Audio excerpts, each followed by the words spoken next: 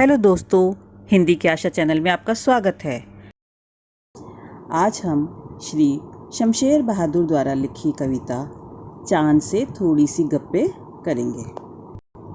इस कविता में एक 10-11 साल की लड़की को चांद से गप्पे लड़ाते हुए अर्थात बातें करते हुए दिखाया गया है।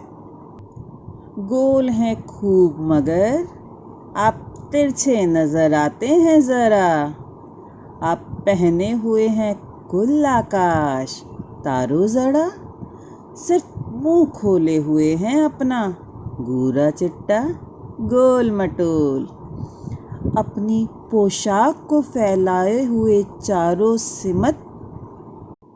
कविता के इस पद में बालिका चांद से कह रही है कि यूं तो आप गोल हैं मगर फिर भी आप मुझे थोड़े से तिरछे नज़र दिखाई देते हैं।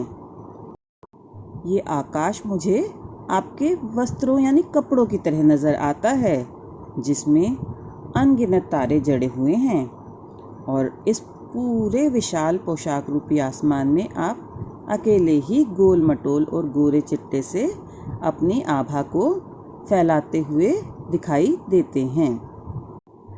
आप कुछ तिरछे नज़र आते हैं जाने कैसे, खूब है गो की वाह जी वाह, हमको बुद्धू ही निरा समझा है, हम समझते ही नहीं जैसे कि आपको बीमारी है।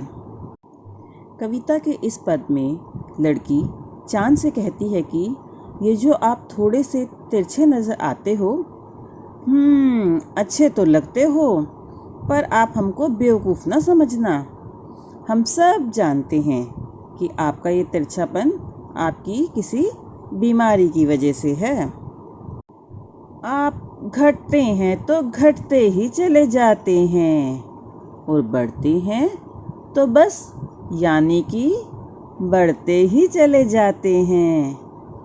दम नहीं लेते हैं जब तक बिल्कुल ही गोल ना हो जाएं, बिल्कुल गोल। यह मरज आपका अच्छा ही नहीं होने में आता है।